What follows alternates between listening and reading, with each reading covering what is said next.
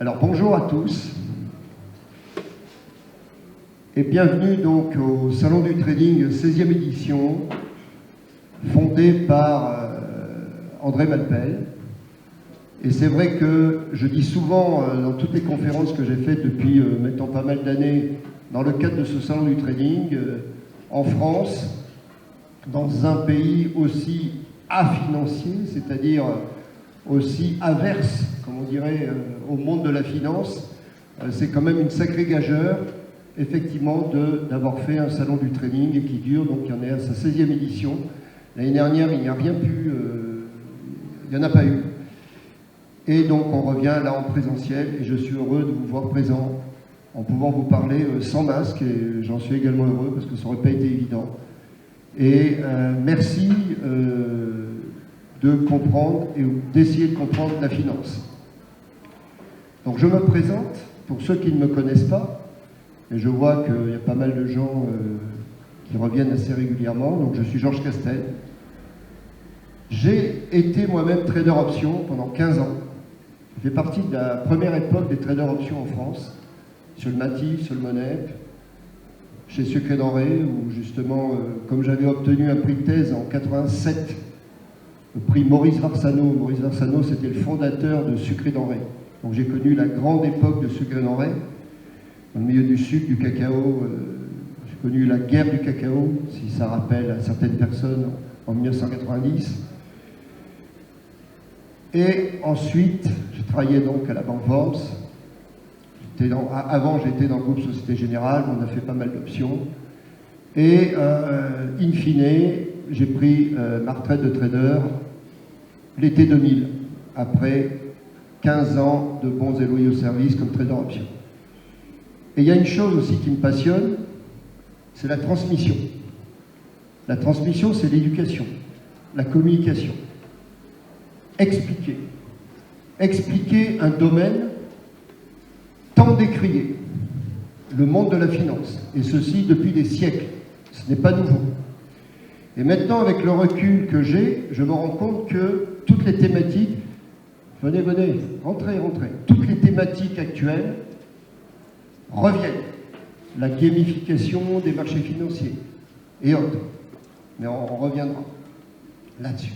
Parce qu'on va quand même aborder le sujet majeur de cette discussion, les cryptos.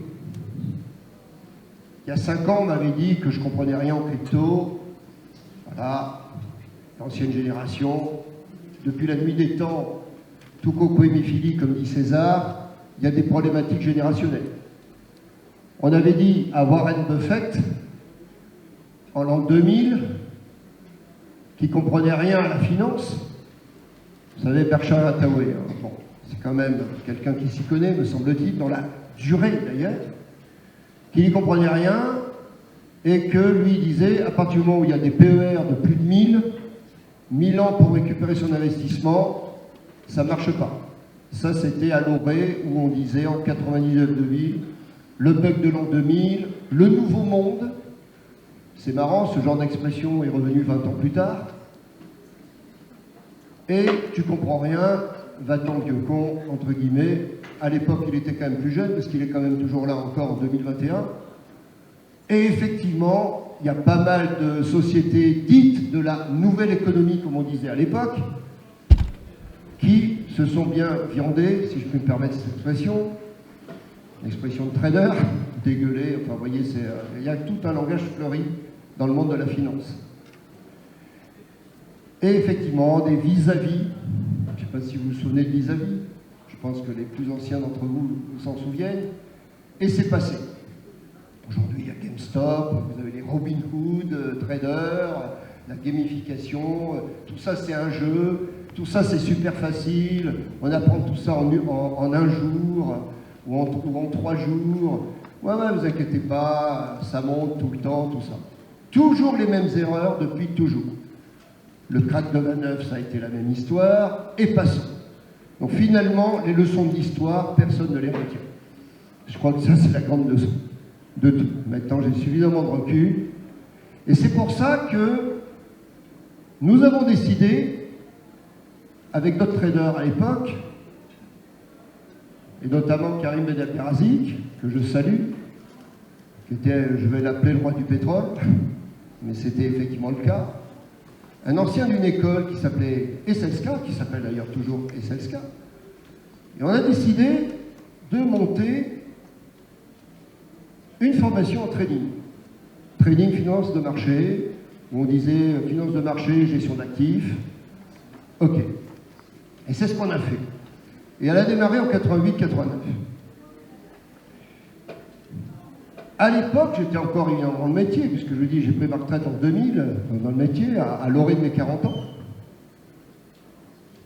Jamais j'aurais imaginé que ce qu'on appelle maintenant entre nous le pôle trading de l'SSK, et nous avons des représentants de la 34e promotion 2022, d'ailleurs ils lèvent les mains, on les applaudit, n'est-ce pas? Ainsi que de la CODI 21, Thomas Nicole, Rodolphe Courtois et sûrement d'autres, qu'on en serait là. 1880 anciens dans le monde entier. Le PDG de Boursorama, Benoît Grisoni, fut mon étudiant en 97-98. Le fils d'André Malpel, après avoir fait Dauphine, a fait le pôle trading en 2011-2012, et j'en passe plein d'autres. David Pérez, qui fut MD chez Goldman Sachs à New York, promo 98. Olivier Kopf, fondateur de Market Securities, un des 4 associés de Kite Market Securities, à Londres, à Paris, à Dubaï, à Hong Kong aujourd'hui, un de mes anciens élèves. Donc il y a une véritable confrérie qui s'est instituée de cette formation en finance et en finance de marché. La grande problématique de la finance, c'est que souvent on dit on forme des voyous, ou des vilains, ou des méchants. Rien de tel. Quand on est voyou, méchant ou vilain, on peut l'être dans n'importe quel secteur. Souvenez-vous de l'Arche de Zoé en 2007, dans l'humanitaire, où il y avait des gens, il y a eu un film qui a été fait, où on peut dire que l'éthique et la déontologie, bonjour les dégâts. Mais j'imagine que les jeunes générations ne s'en souviennent pas parce qu'ils étaient trop jeunes et trop enfants et qu'on est trop dans un zapping d'informations ou de questions. Donc maintenant, on arrive dans une époque où on a fait des produits dérivés, où il y a eu des affaires, l'affaire Cardiel, Fab Fabulous chez Goldman Sachs, la baleine de Londres, Bruno Ixi. D'ailleurs, je vous invite sur YouTube à revoir la fameuse conférence de 2013 que j'avais fait. Y a-t-il une French Touch des traders voyous? Alors j'avais répondu oui, et j'avais argumenté 2h44. Là, celle-là ne durera qu'1 heure, ne vous inquiétez pas. À midi, c'est terminé. Et finalement, l'histoire bégait en permanence. Et donc, j'ose dire, grâce à toutes ces affaires délictueuses, qui sont le fait de personnes physiques, et non pas du système, parce que je peux vous dire que la plupart des gens dans la finance font bien leur travail, sont honnêtes et droits, mais on ne s'intéresse toujours qu'effectivement, les journalistes notamment, qui sont souvent orientés d'avance, ont des préconçus.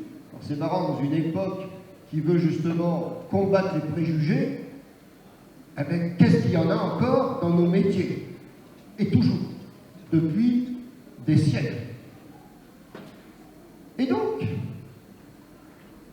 là sont apparus ce qu'on a appelé la compliance.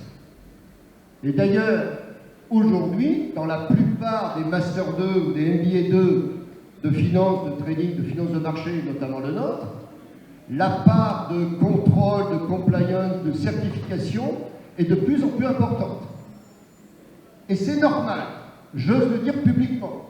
Il est normal que les gens du front office soient contrôlés par des gens du middle et du back et qu'il y ait un rééquilibrage des pouvoirs. On ne peut plus se permettre de faire n'importe quoi.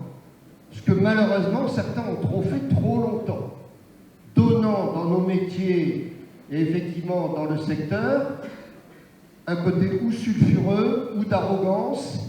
Le bûcher des vanités, je cite ça, effectivement, quand on voit ce genre de choses, c'est pas évident. Donc, dans un sens, tant mieux. Alors, il ne faut pas non plus peut-être tomber dans l'excès inverse. Et c'est peut-être ce qui est en train d'arriver, c'est-à-dire que quelque part, c'est bien qu'il y ait des douaniers, mais des douaniers trop zélés, c'est peut-être un peu ennuyeux. C'est bien qu'il y ait des arbitres dans un match de football ou de rugby, mais là aussi, l'arbitre, en bonne intelligence, doit savoir faire jouer. Il y aura une conférence, il était dit, il faut qu'il y ait toujours un arbitre en permanence, et on ne crache pas sur l'arbitre. N'est-ce pas, monsieur Barthez? Ça, c'est une vieille anecdote, de 98.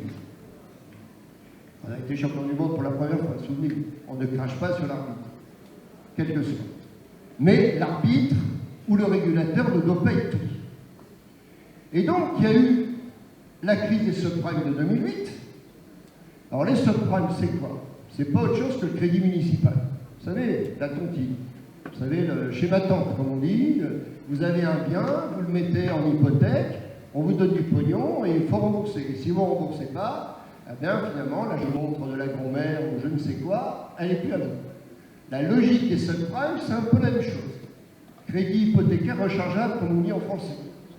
Alors, c'est vrai que, personnellement, ce genre de deal est quand même relativement... Il y a de la place, hein. Venez vous asseoir, là, il y a encore pas mal de place, là. Ok. Donc, il y a eu cette fameuse crise des subprimes. Et là encore, tout le monde a dit « Ah, mais c'est le système, blablabla, blablabla ». Il est vrai qu'il y a eu de très mauvais comportements d'êtres humains, donc de personnes physiques, qui effectivement, chez des brokers ou chez des banquiers malveillants, il faut savoir qualifier les choses et savoir appeler un chat, effectivement, qui ont survendu ces produits à des personnes physiques, la plupart du temps, qui effectivement n'en avaient pas les moyens, n'avaient pas justement la surface financière, la capacité de remboursement, en clair, qui n'étaient pas solvables. Il y a même des gens, des clandestins, qui en ont fait croire le rêve américain, vous aurez votre voiture, votre piscine en Floride, ou je ne sais quoi. Voilà. Donc quelque part, c'est plus le mauvais comportement de certaines personnes, dans certaines institutions, qui se sont vautrées, je dirais, dans un gros délire, qui ont amené cette crise-là. Et la plupart des crises viennent de là. Et c'est là où est apparu, mais vous voyez, messieurs, dames, le système est à bout de souffle, tous les 30 ans on dit ça. Quand il y a eu le crack de 1987, 19 octobre 1987, 22% de baisse du Dow Jones en un jour, 50% en 2 mois et demi jusqu'au 31 décembre 1987, donc la même baisse qu'en 2008, mais en 2 fois moins de temps, en 2 mois et demi. Aujourd'hui, pas un mot sur le crack de 87. En 88, le marché a repris de 46%. En 89, il y a eu les grands événements géopolitiques et stratégiques, la fin du RSS, la Chine et tout team, j'ose dire la fin du XXe siècle. Elle était cette année 89-là. Et le crack de 87 a été complètement oublié, alors qu'il a été complètement mondial. Et si vous relisez la presse du 4e trimestre 87, c'est absolument affolant. C'est la fin des États-Unis, évidemment le diable, surtout à l'époque, puisque la Chine n'existait pas encore. Enfin, si, elle existait, mais pas la Chine de 2021, croyez-moi. Et la fin du dollar. Toujours pareil. À chaque fois qu'il y a des crises, c'est toujours la faute de quelqu'un, machin et tout. Et tout ça a été copieusement oublié. Quand il y a eu la crise de 2008, 2009, ça a toujours été comparé à la crise de 29. C'est tranquille, parce que tout le monde, personne n'était né en 29, et que tout le monde qui l'a vécu ne sont plus de ce monde. Donc c'était bien comparé par rapport à ça. Mais aucune de ces crises, entre parenthèses, n'est comparable. Ni celle de 29, ni celle de 87, ni celle de 2008, ni celle à venir, j'ose dire, du fameux grand crack obligataire, j'avais fait une conf en 2016 à ce sujet, qui finalement n'a toujours pas eu lieu, et qui, à mon sens, ne va pas encore arriver. Et donc en 2008, il y a, comment il s'appelle déjà, Nakamoto, on va l'appeler Anonymous. Ah oui. Première chose, quand on veut créer un système, puisqu'on est soi-disant hors système, parce que c'est à la mode d'être disruptif. vous remarquerez que tout blanchiment d'argent, c'est tout faire pour être dans le système. Tout le monde est dans le système. Alors si ça me fait doucement rigoler, c'est rhétorique de anti-système et tout ça. Tout le monde est dans le système et veut être dans le système. Quand on veut créer un système démocratique, régulier, régular, c'est-à-dire droit, straight, on n'est pas anonyme. On n'est pas anonyme. Le thème de la conférence, ce n'est pas contre les cryptos. Absolument pas. Mais, maintenant, il va falloir peut-être commencer à siffler la fin de la récréation. Parce que toute cette ébullition des cryptos, alors vous ici, qui êtes des apprentis traders ou des chevronnés et tout, ce qui vous intéresse, c'est d'acheter à 1000 et de vendre à 10 000. Effectivement, si vous avez réussi à faire ça, bravo pour vous. C'est un bon coup de spec, bravo. Félicitations. Enfin, ceux qui sont short à 1000 et qui sont rachetés à 10 000, bonjour les dégâts aussi. Il ne faut jamais les oublier, ceux-là. Allez. Bon. Donc, effectivement, le système des banques centrales est un peu grippé. Effectivement, on peut dire que les gouvernances, comme on dit pudiquement, les gouvernances, c'est quoi? C'est évidemment les gens, les personnes physiques qui ont les fonctions de diriger, des personnes morales, au sens juridique du terme. C'est ça, les gens, les bonnes personnes. Alors justement, est-ce que nous avons les bonnes personnes? Le vrai questionnement par rapport à tout ça, il est bien là. Mais comment faire en sorte de renouveler le système monétaire international avec les cryptos? Je dis bien avec les cryptos, pas contre les cryptos, avec les cryptos, si cela ne se fait pas dans un grand raout international, dans la sphère dite politique et administrative, aux yeux et au vu de tous, comme cela a pu se faire à l'orée de la fin de la guerre en août 1944 pour Bretton Woods, comme cela s'était fait en 1931 pour le Gold Exchange Standard, comme cela s'est fait le 15 août 1971, au moment de la démonétisation, de la décorrélation entre l'or et le dollar, qui a amené le système de change flottant permanent et continu. Donc il va falloir, à mon sens, et c'est là où j'imagine qu'il va y avoir des contestations, un Bretton Woods 2026. Alors pourquoi je l'appelle Bretton Woods? Ça ne sera évidemment pas à Bretton Woods. Il y a des chances que cela soit dans le continent asiatique, peut-être en Chine même. On ne sait rien, ça s'appelle la géopolitique de la géostratégie. En 2026, pourquoi je dis 2026? Parce que c'est dans 5 ans, c'est une durée assez lointaine, et suffisamment proche. Mais ça se trouve, ça aura lieu en 2030 ou l'année prochaine. Franchement, j'en sais rien. Alors, il y a des gens qui vont dire, mais certainement pas, il n'en est pas question. Puisque tout ceci est fait dans une logique décentralisée, à part, et qui s'autorégule quelque part. D'une certaine façon, c'est toujours cette croyance permanente que le marché se régule par lui-même. Pourtant, je suis un homme de marché. J'ai quand même fait... je peux vous dire que si on ne l'y est pas, eh ben, quelque part, si on ne régule pas, s'il n'y a pas une intervention, non pas, je dirais, d'un État, je dirais, providence, mais une logique, je dirais, juridique d'arbitre, la logique des fameux arbitrages internationaux.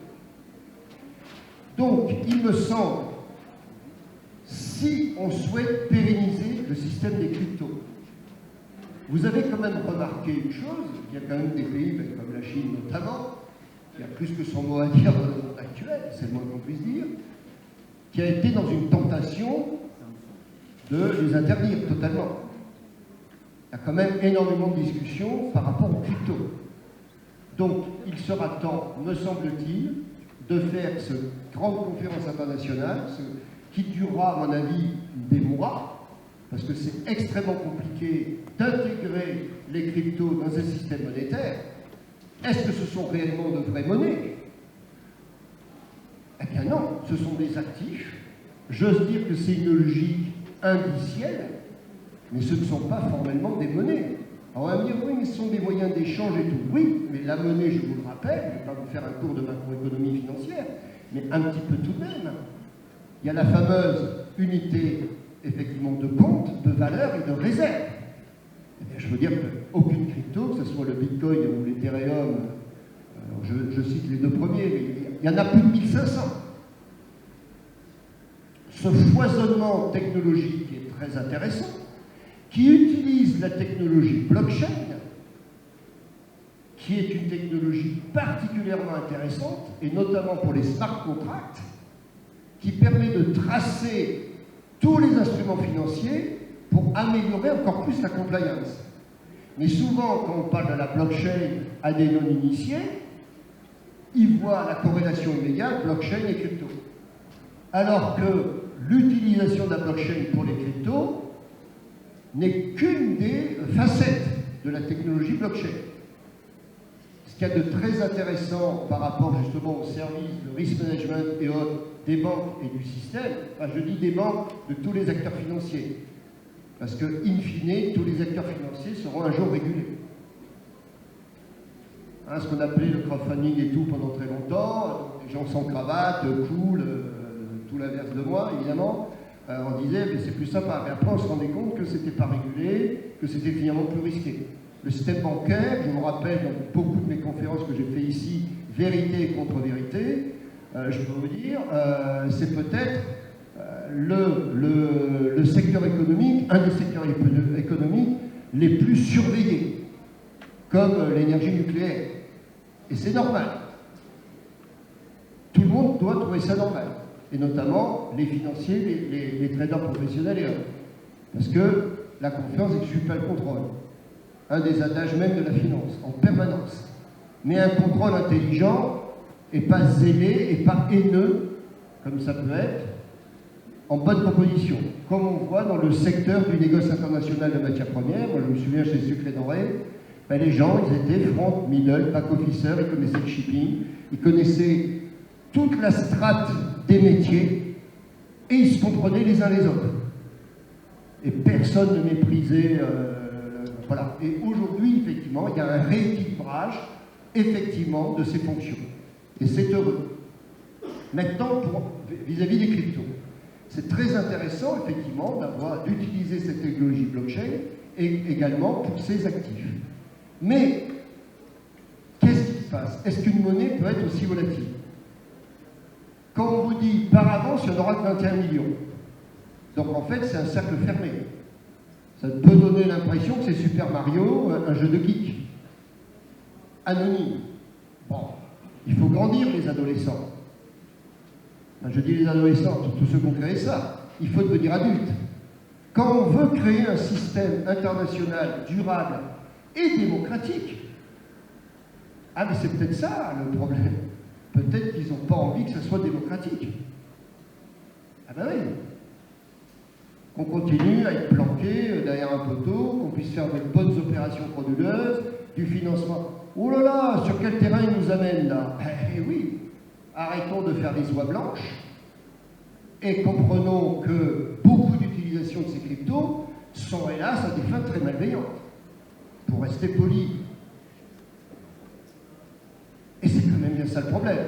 Il me semble que quand on crée un système international durable, il se doit d'être réglementé, avec des gens qui connaissent le système, avec des gens qui peuvent être issus du système. Parce que moi, j'ose dire que finalement, quand les gens comprennent bien comment ça fonctionne, eh bien, il n'y a pas meilleur contrôleur qu'eux. Moi, j'ai souvent dit dans mes conférences, des gens qui ont été traders ou gérants, qui, au bout d'un certain nombre d'années, sont épuisés ou n'en peuvent plus et tout, ben, finalement, ça serait les meilleurs middle officers du monde. Et puisque eux, ils connaissent parfaitement comment ça marche, hein, je pense au training haute fréquence, vous faites du spoofing ou des trucs comme ça, des tas de choses qui effectivement ne sont pas honnêtes et qui doivent être réglementées et régulées. Qu'on ne s'étonne pas, nous les financiers, que beaucoup de gens ne nous aiment pas, Parce que parmi nous, il y a des apprentis voyous, il y a des gens qui veulent faire des tas de choses plus que limites. C'est toujours comme ça. Donc revenons aux cryptos. Les cryptos, ça peut être effectivement très intéressant, ça peut être une alternative, effectivement, mais il va falloir, malgré tout, alors s'il n'y a plus de banque centrale formellement, admettons, il faudra malgré tout qu'il y ait un système de régulation, de contrôle, que tous les acteurs soient identifiés et non pas anonymes. Parce que, quelque part, si un jour il y a un arbitrage international ou un procès, contre qui on fait le procès? L'une des bases de la démocratie, c'est une justice, et donc des procès. Vous ne pouvez pas vous retourner contre un site internet et tout. C'est tout ça qu'il faut effectivement revoir dans ce fameux Bretton Woods 2026. Là encore, ce n'est pas une attaque contre les cryptos. Cette époque me rappelle, et il y en a 1500, l'époque des radios libres en 1981. Les plus jeunes d'entre vous, évidemment, qui n'étaient pas nés, les plus anciens, effectivement, se rendent compte que le paysage audiovisuel, il y avait la 2, la 1, la 3 qui venait juste de naître, RTL, RMC, France Inter, voilà, et Europe 1. Circulaire, il y a eu des milliers de radios libres, c'était un peu le bazar, et tout ça, in fine, a été régulé et tout, avec le bonheur, finalement, de tous. Eh bien, je fais cette comparaison, je pense, franchement, que si on veut que ce système soit pérenne et suivi, eh bien, on doit passer par, je dirais, le G20, ou je ne sais pas, ou une conférence extraordinaire qui durera 2 mois, parce que c'est vraiment des problèmes... il y a beaucoup de gens qui travaillent. Moi je vois des cabinets d'avocats comme Kramer-Levin et autres travaillent énormément d'un point de vue juridique sur les tokens, sur toutes ces problématiques-là, et c'est heureux, et sur les smart contracts, sur sûrement la définition des smart contracts. Mais ça, pour l'instant, c'est fait de façon privée et individuelle. Et alors certains vont me dire, mais c'est un étatisme, pas du tout. Moi, je ne suis pas contre l'État, je ne suis pas contre la politique. Encore faut-il qu'il y ait les bonnes personnes, la gouvernance. Moi, j'ose dire que finalement, ce qu'a fait Nakamoto, je ne me rappelle plus de son nom, Anonymous, moi je préfère l'appeler Anonymous, c'est quelque part mettre un coup de pied dans la fourmilière. Effectivement, c'est vrai. Mais maintenant, il faut effectivement passer dans un âge adulte et effectivement réguler tout cela. Voilà. Ça me paraît tout à fait important. Réguler de façon intelligente pour que le système devienne réellement durable et pérenne. Parce que moi, je vous assure que quand vous avez une monnaie qui fait du plus 20%, du moins 30%, du plus 20%, parce que justement, il n'y a pas de liquidité. Pourquoi il y a autant de volatilité? Parce qu'il n'y a pas de liquidité. On ne peut pas se retourner, on ne peut pas... La problématique des marchés financiers, c'est qu'il faut qu'il y ait la liquidité des acteurs et que le marché soit ouvert, ce qui n'est pas le cas. Parce qu'il y a quand même un process extrêmement compliqué avec les mineurs, enfin, c'est quand même compliqué, c'est vraiment pas simple. Voilà, oui, monsieur. Alors, vous avez une question? Non, mais... Non, c'est juste pour rapporter, en ce qui concerne la liquidité, en ce moment, il y a de plus en plus d'acteurs, et même d'acteurs financiers, notamment Goldman Sachs, qui commencent à rapporter de la liquidité. Et du coup, en rapportant de la liquidité, forcément, le marché va se stabiliser. Ou du moins, il ne va pas connaître autant d'amplitude de mouvement. C'est ça que je voulais dire. Absolument d'accord. Aujourd'hui, après avoir critiqué dans un premier temps, tout le monde s'y met au niveau des acteurs privés, comme diraient les économistes.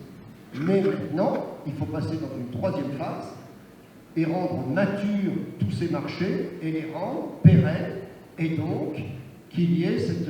Alors, vous savez quand même en ce moment, il y a quand même 2 énormes problèmes, c'est le Covid, vous avez un peu remarqué, dans le monde entier, et puis ces problématiques de climat et tout ça, bon, qui sont réelles évidemment, mais il va falloir qu'il y ait ce grand volet monétaire et financier, cette fameuse refonte du système monétaire international, parce que si ce n'est pas le cas, il y aura en permanence des systèmes parallèles,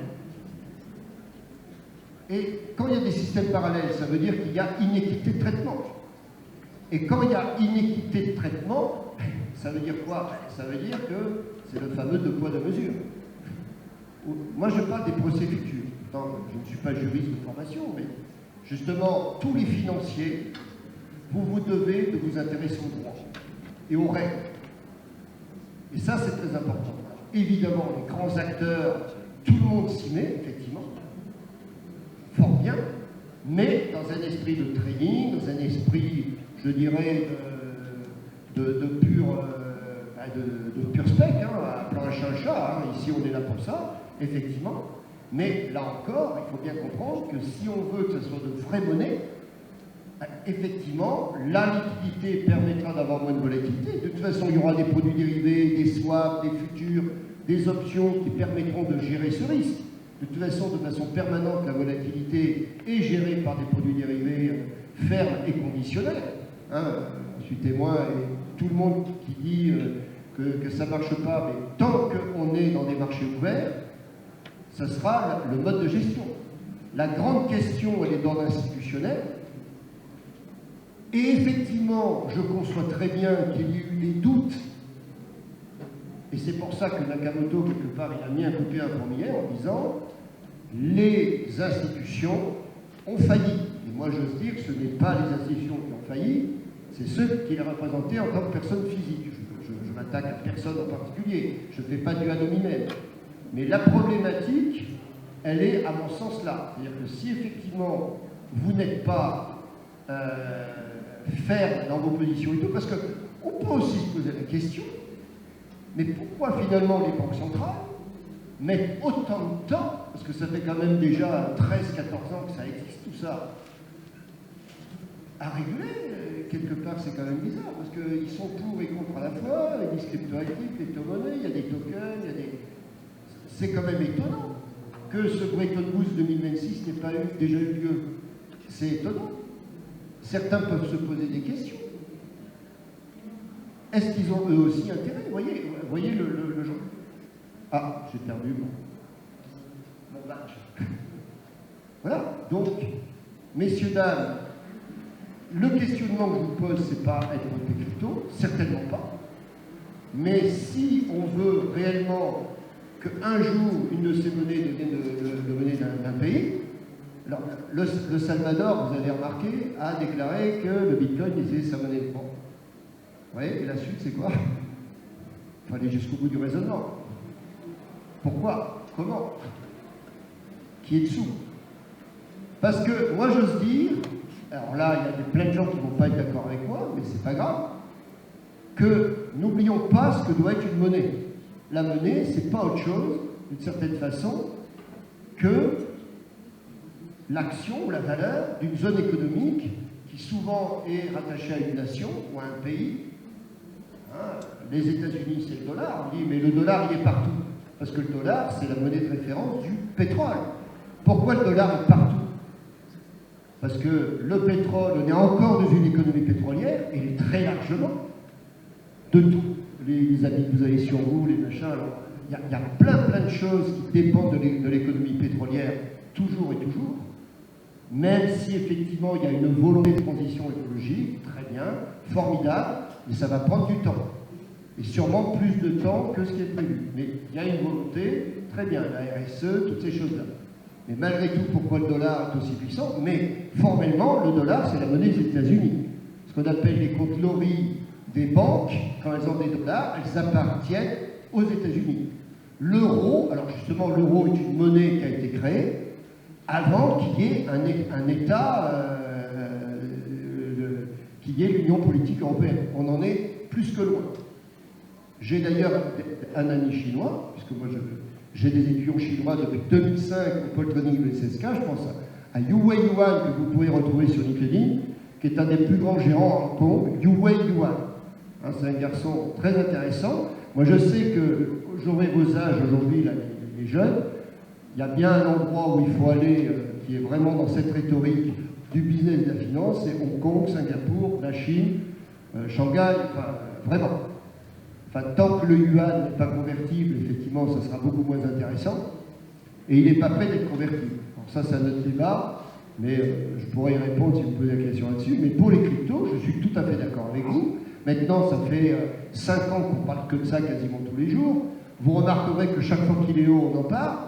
Quand il dégueule, excusez l'expression, c'est une expression de marché, là on en parle beaucoup moins, et puis quand il remonte, et ainsi de suite, parce qu'on est toujours dans la rhétorique du long only, où effectivement, monsieur débat, très bien, s'il n'y a pas d'autres débatteurs, bah, écoutez, je lui donne encore la parole.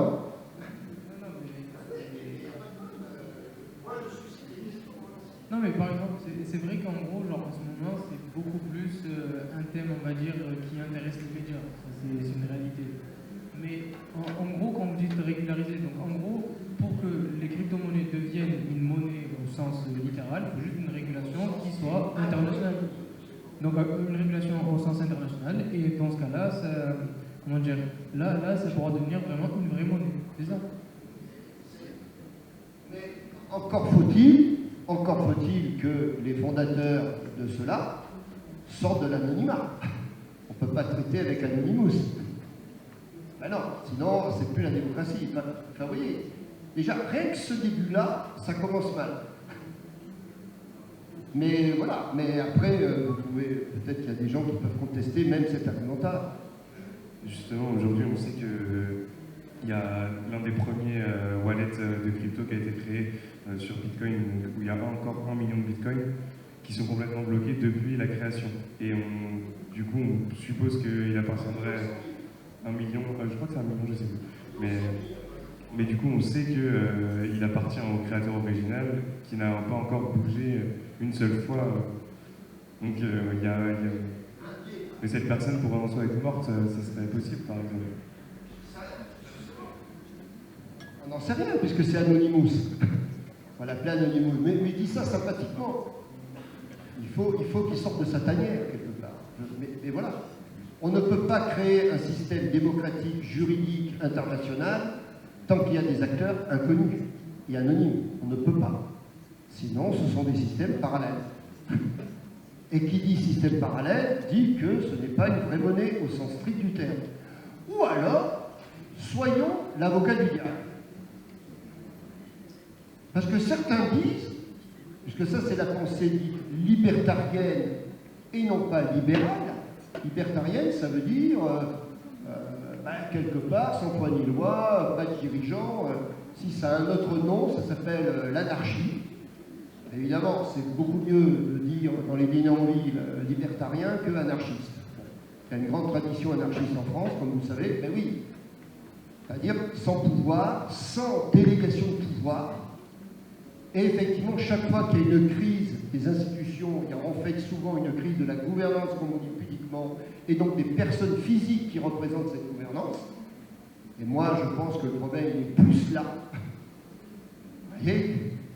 Mais à mon sens, on ne peut pas créer un système durable et tout, oui, parce qu'on va en faire quoi là, de ce 1 100 000 bitcoins? On ne sait pas où ils sont, vous voyez? Et comme vous dites, ça se trouve, il est mort, on ne pourra pas retrouver sa clé, on n'en sait rien, on ne sait pas. Et déjà, rien que ça. Ensuite, c'est effectivement, et moi je suis quand même pour ça, c'est reprenons les bases de la comptabilité, messieurs, dames. Les actifs à gauche, à 7, le passif à droite. On n'arrête pas de nous seriner depuis des dizaines d'années. La finance, et notamment la finance de marché, trading, tout ça, sont décorrélés de l'économie réelle. Certains le sont effectivement quand il y a des bulles. Parce que je vous rappelle qu'une bulle, c'est quoi une bulle? C'est pas autre chose que 2 plus 2 font 4. Mathématiquement, le chiffre est toujours justifié, ni politique, ni religion, ni philosophie. 2 plus 2 égale 4. Eh bien, il y a des gens qui vont vous dire, mais non, le marché, là, il est à 5. Sur pricing. Mais non, 2 plus 2 font 4. Ah non, on le cote à 5. Et pourquoi on le cote à 5? Parce qu'il y a des gens qui achètent et qui vendent à 5. Alors qu'ils savent pertinemment que c'est 4. Mais non, c'est 5. Et alors, est-ce que le marché est à 4 ou il est à 5? Non, il est à 5. Parce qu'il est coté, parce qu'il est traité. Ne confondez jamais les prix affichés. Oh, ça marche plus ici.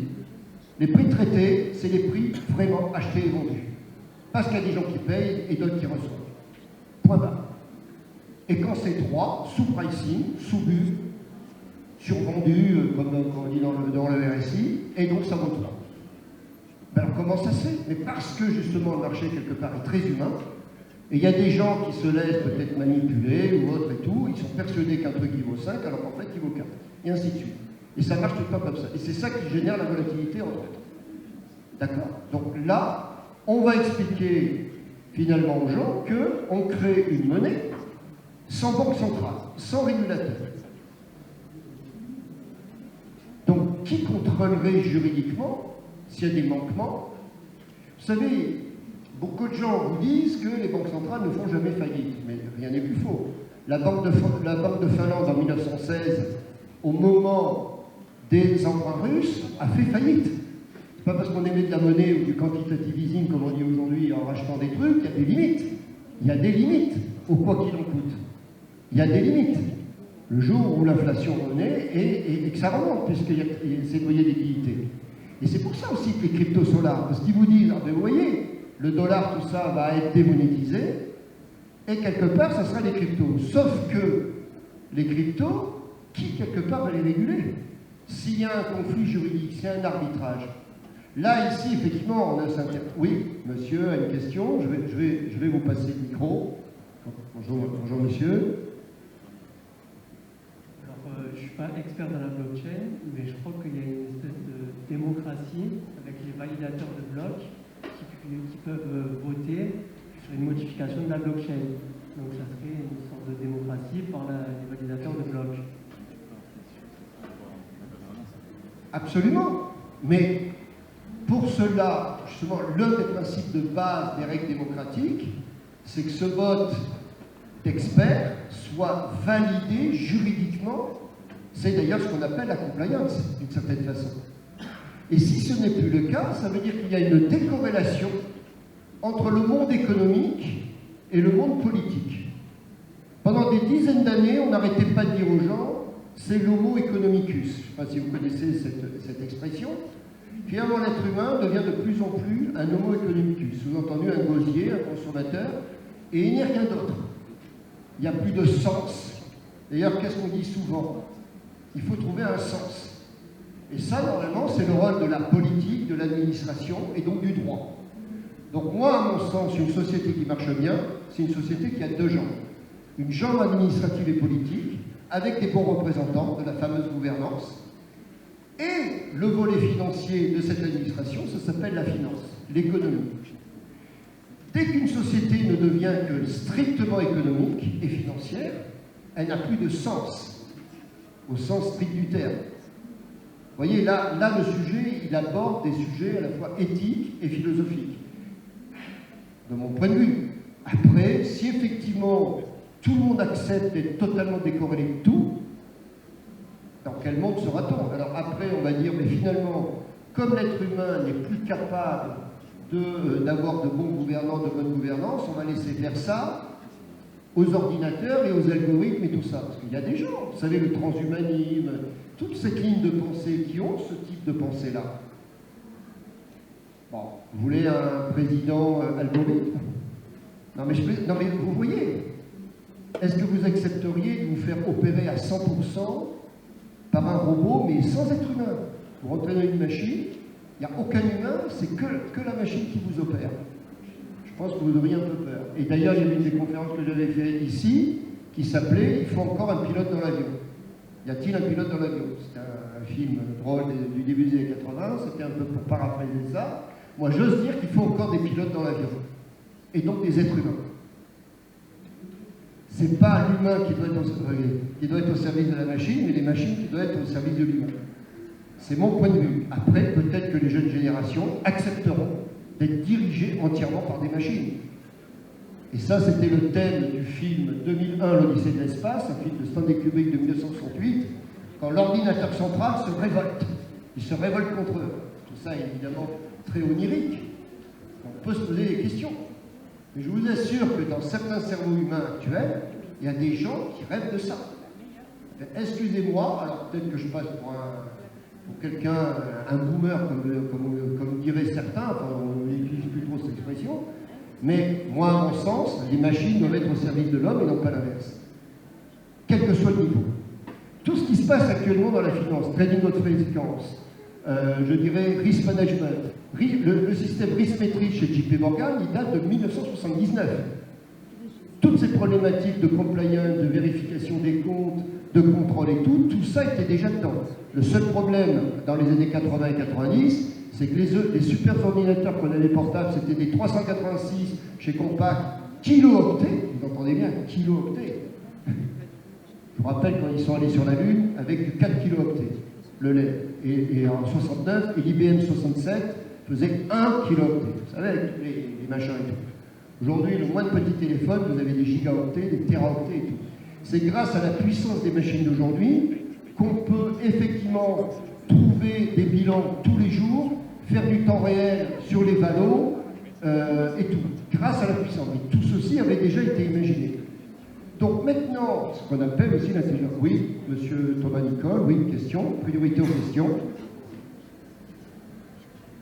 Alors, pour l'instant, il y a la crypto-monnaie, mais les banques centrales ne font pas grand-chose, dans le sens où on n'échange pas des biens avec de la crypto-monnaie. Mais il y a deux gros problèmes qui vont arriver si cela se passe. C'est les importations et les exportations qu'on ne pourra plus contrôler. Et il y a aussi le fait que l'inflation naturelle qui existe sur la monnaie ne s'arrivera plus et arrivera sur une monnaie virtuelle. Donc du coup, pour l'instant, les banques centrales ne font rien, mais elles vont finir par freiner des cas de refaire, à mon avis, si tout le monde se met à échanger des biens en crypto-monnaie. Qu'est-ce que vous en pensez? Moi, ce que je dis, effectivement, il faut vite qu'elle réagisse, peut-être pas pour interdire, mais pour refonder le SNI avec ces cryptos. C'est plutôt ça, je pense, la voie qui sera prise. C'est mon point de vue. Après, je peux complètement me gourer, et quand je viendrai faire une conférence ici dans 5 ans et tout, on sera en 2026, on dira, ah ben ouais, ça, il n'y a pas eu Bretton Woods 2021. J'assumerai totalement. Il n'y a pas de souci, on peut faire des retours en arrière, des choses comme ça, des choses que je disais il y a 10 ans, sur l'euro, sur le sterling et tout. Je n'avais absolument pas prévu le Brexit.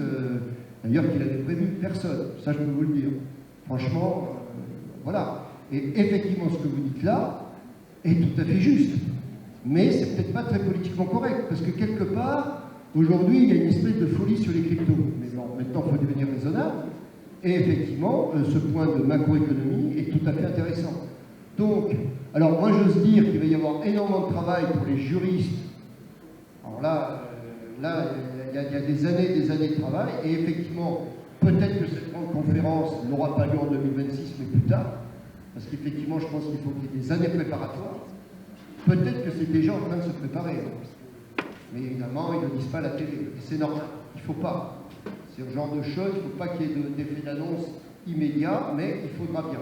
Là, on est vraiment dans une prospective. Donc, pour conclure, parce que je crois qu'on arrive à la fin de la conférence, il y a peut-être encore quelques questions, quelques remarques. Oui, monsieur au fond, là, je vais au fond. Monsieur... Ah, monsieur Marat. Monsieur Marat. Absolument. Alors, allez-y. Monsieur Castel, bonjour. Bonjour à tous.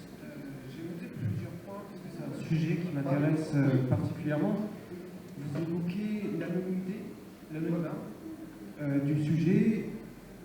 Moi, je trouve que c'est plutôt une bonne idée, parce qu'en fait, si on met un homme en avant, on l'a vu avec Apple, Steve Jobs part, Apple est en train de mourir, aujourd'hui, tout le monde s'entend dire qu'Apple, c'est plus l'Apple d'avant. Alors que la blockchain, le fait qu'il n'y ait personne derrière, on ne vient pas dire non plus c'est un chinois qui a fait ça, donc le bloc US s'oppose, et vice-versa. C'est pas dans ce sens-là.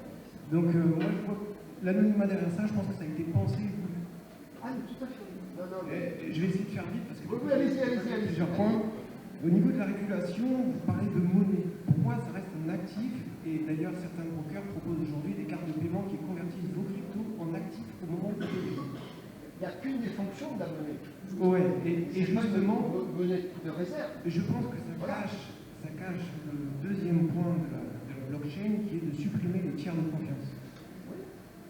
Et donc, pour moi, la monnaie, c'est pas un vrai débat, et je pense pas, alors je peux me tromper, c'est pareil, hein, je pense pas qu'il y aura une régulation à ce niveau-là, parce que comme l'a dit Christine Lagarde, ce n'est pas une monnaie, point barre, full stop, pour reprendre cette termes. C'est un actif. Et simplement, pour un dernier point, vous parlez de démocratie. Moi, je suis né en 86. La démocratie, quand j'ai commencé à voter, c'est en 2005, quand j'ai dit non à l'Europe. On a vu passer des valises diplomatiques pleines d'argent. Donc la démocratie, c'est une vaste utopie. On la souhaite tous, mais dans les faits, ça n'existe pas. Vous allez être surpris, mais sur ce dernier point, je suis d'accord avec vous. Et c'est pour ça d'ailleurs,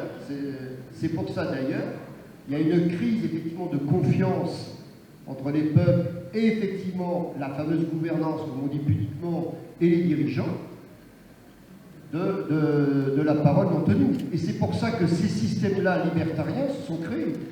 Moi, la problématique de l'anonymat, évidemment, tout ceci a été pensé en amont. Bien sûr, je suis d'accord avec vous. Mais si ce système se veut d'être pérenne, officiel et une vraie monnaie, il va falloir qu'il sorte du bois. C'est dans ce sens-là que j'essaye d'expliquer. Après, s'ils ne veulent pas le faire, bah, écoutez, c'est leur droit. D'ailleurs, ça fait plus de 12 ans, on ne sait toujours pas qui est derrière ça. Mais tant que, à mon sens, ça restera ainsi, eh bien, on n'avancera pas sur, je dirais, l'officialisation pérenne dans le système. Ça restera un ersatz de monnaie, un actif, hein, c'est un actif, c'est clair, qui effectivement intéressera les spéculateurs et tout, qui est essayer d'éviter de le prendre dans le mauvais sens. Hein. Je veux dire, quand il y a une telle volatilité, c'est vraiment pas évident.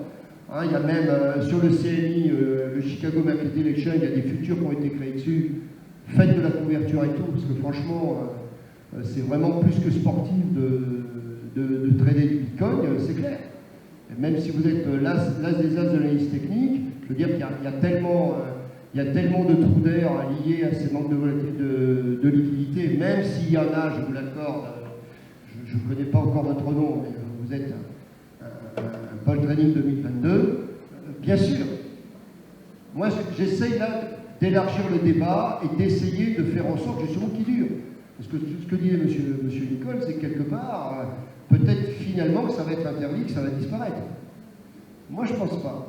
Je pense que ça va durer. Enfin, c'est mon point de vue. Là aussi, je peux me tromper. Vous voyez. Il y a 5 ans, quand je parlais de ça, il n'a rien compris. Au vu du système, comment ça se passe, il n'y a pas de raison. Maintenant, moi, mon souhait, mais bon, peut-être que ce n'est pas leur souhait, c'est que d'un système parallèle, ça devienne aussi une partie du système officiel. C'est beaucoup mieux. Voilà. Mais après, c'est mon point de vue. Oui, vous avez une question? Oui, justement, j'ai l'impression que vous venez juste de l'évoquer. Je suis très intriguée par le positionnement des banques centrales qui, d'un côté, ne régulent pas et qui, de l'autre côté, depuis des années, planchent sur la création de leur propre monnaie digitale. Alors, qu'est-ce que vous en pensez? Est-ce qu'elle ne joue pas justement sur cette... Alors, attendez, l'euro crypto, le yen crypto, le dollar crypto, c'est juste, comment dire, un véhicule, un support, je dirais, monétaire. Ça n'a rien à voir avec le fait, ça reste malgré tout des monnaies banque centrale, officielles, d'États souverains, enfin pas l'euro, puisque justement c'est pas un État souverain, c'est juste, de même qu'un jour il n'y aura plus de chèques, il n'y aura peut-être plus un jour d'ailleurs de liquide, de cash. D'ailleurs, entre parenthèses, je pense que le fait que le cash disparaisse de plus en plus, et donc, je dirais, le black, hein, comme on dit, mais je préfère dire l'économie souterraine, parce que, voilà, et justement, beaucoup de cryptos ont été aussi créés pour pallier cette problématique du fait qu'il n'y aura plus de cash. Alors, en parenthèse, je ne veux pas mettre un petit coup de pied à nos amis allemands, mais il y a un pays quand même extraordinaire et qui donne des leçons à tout le monde, et notamment à l'Union européenne, c'est en Allemagne. Eh ben, tout le monde paye en cash. Aller payer en carte bleue et tout, c'est assez étonnant et impressionnant. Et le raisonnement sert, bah, écoutez, si on a 500 € en liquide, on ne peut pas dépenser plus. À d'autres. C'est-à-dire que la traçabilité fait partie des règles de la compliance, de la surveillance des comptes et tout. Hein, et de même que certains restaurants et tout n'ont peut-être pas été indemnisés par effectivement les mesures du gouvernement, parce qu'il y avait peut-être un peu trop de blagues par rapport à leurs comptes officiels. Parce que quand vous montez des comptes officiels et il y a 3 cacahuètes alors qu'en fait vous avez une grosse activité, c'est qu'il y a quand même un gros problème. On ne peut pas être indemnisé sur des activités souterraines et parallèles. Il faut savoir ce qu'on veut dans la vie. Non mais voilà, après c'est tout un débat philosophique et tout. Nous, aujourd'hui, en tant qu'éducateurs, en tant qu'enseignants, justement dans ces domaines sensibles de la finance et tout, On est là, mais déjà pour essayer d'apporter un progrès et faire en sorte que les gens comprennent la finance, l'économie, et que c'est pas le diable, et qu'effectivement il y a une logique rhétorique, mais on est là pour essayer d'apprendre les règles droites, si je puis me permettre l'expression. Après, toutes les malversations et autres, croyez-moi que l'esprit humain, justement, est suffisamment versatile pour imaginer toutes sortes de solutions. Donc, faisons en sorte, justement, que les cryptos ne restent pas dans une sorte de flou qui, effectivement, peut amener à dire, ben, écoutez, vous voyez, c'est quand même des instruments dangereux et tout. Et donc, pour moi, la vraie question, vis-à-vis des banques centrales et du système, c'est quelque part, pourquoi tarde-t-il tant? Pourquoi tarde-t-il tant? Voyez-vous? Je ne suis pas un béni oui-oui des banques centrales non plus. Pourquoi tarde-t-il tant? Et là, c'est une vraie question. Voilà. Alors, s'il n'y a pas d'autres questions et tout, on va essayer de rester... Oui, peut-être une dernière question, parce que là, il est 56, 57. Oui, monsieur? J'ai une question. Est-ce que les États et les régulateurs n'ont pas une approche assez hypocrite vis-à-vis des crypto-monnaies? Parce que lorsqu'on voit le pourcentage de détention du Bitcoin, on voit que la Chine et les États-Unis détiennent le plus gros pourcentage. La répartition des miners, ils sont souvent implantés en Chine. Et derrière, on voit que la SEC autorise l'introduction en bourse de Coinbase. Et derrière, elle attaque et poursuit en justice d'autres crypto-monnaies. Donc, est-ce qu'il n'y a pas une certaine course vers qui va en fait détenir le plus de Bitcoin? Et puis, en attendant l'adoption du public, chose qui est inévitable, puisqu'on voit que fondamentalement, les crypto-monnaies, c'est une solution, que ce soit pour les entreprises et pour le système financier. Est-ce qu'il n'y a pas une certaine course qui va détenir le Bitcoin? Et puis, une fois qu'il y a une adoption du public, c'est là où on va plus ou moins réguler. Donc finalement, ce sont les États qui seront gagnants dans ce jeu-là. Écoutez, j'adhère totalement à ce que vous venez de dire. Effectivement, c'est la course à l'échalote dans certains pays, tout en voulant les interdire, entièrement d'accord. Et c'est bien pour ça, justement, qu'il va falloir qu'il y ait ce grand raout international, le nouveau Bretton Woods, pour justement essayer de mettre en place un système qui tienne la route, international et durable. Et je suis entièrement d'accord avec ce que... Oui, alors une dernière question. Je ne veux pas non plus trop déborder sur la conférence d'après, mais... Ah non, mais de toute façon, c'est un débat et... Bonjour monsieur. Bonjour. Jean-Monsieur Castel, c'est toujours un plaisir d'assister à vos conférences. J'ai souligné beaucoup de points, notamment très intéressants. Effectivement, la technologie est très intéressante. J'adhère majoritairement à votre point de vue. Sauf que ce que je pense, c'est qu'il ne faut pas écarter pas mal de risques, notamment qui entourent toute la crypto-monnaie. Aujourd'hui, c'est un marché qui est encore fragile. On parle de 2 trillions, on l'a frôlé aujourd'hui, ce matin, majoritairement par des bitcoins. Je pense que ce qui fait quand même, ce qui nous intéresse dans ce sujet, c'est plutôt l'anonymat. Il y a pas mal de transactions, on peut dire. Et par conséquent, la technologie en soi reste solide, oui, mais il y a des risques à la fois régulateurs, des risques de change. On a une volatilité juste énorme. Derrière, ma question est comment est-ce qu'on peut évaluer en fait, le prix, en fait, tout simplement. Quand on parle d'une action, on peut se baser sur des indicateurs. Après, dans une idée de spéculation, oui, c'est intéressant parce que quand on regarde les graphiques, oui, ça respecte beaucoup de configurations techniques, c'est quelque chose qui est incroyable. Mais dans une vision, on va dire, d'une conviction, à ce moment-là, je pense que ça serait plutôt intéressant de restaurer plutôt la confiance que de se poser des questions, est-ce qu'on peut créer une monnaie alternative?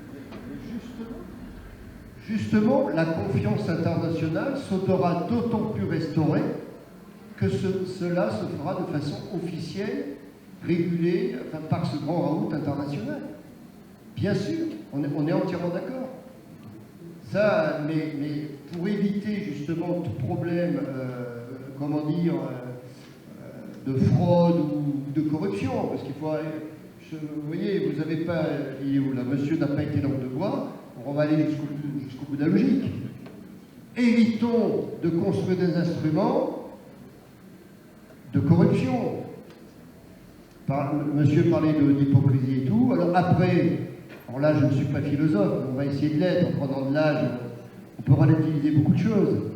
Est-ce que quelque part la nature profonde de l'être humain n'est pas de toujours détourner, de toujours... Enfin voilà, et quelle que soit la génération, et quelle que soit d'où qu'on vienne. et c'est pour ça que moi j'essaye non pas de dire la voix du bien contre la voix du mal, c'est pas du tout ça mon propos, mais si les acteurs des cryptos veulent que ça soit durable dans le temps, la pérennité, il faudra passer par là. C'est mon point de vue. Après, si effectivement on est dans un monde entièrement dominé par des algorithmes totalement décentralisés, sans savoir qui il y a derrière, il y a quand même de sacrés questionnements éthiques et déontologiques là-dessus. Voilà. En tous les cas, par cette dernière question, je vous remercie en tous les cas de votre écoute et j'aurai grand plaisir à tous vous retrouver. Là, on a dépassé l'heure, monsieur, je suis dernier, c'était la question. Merci.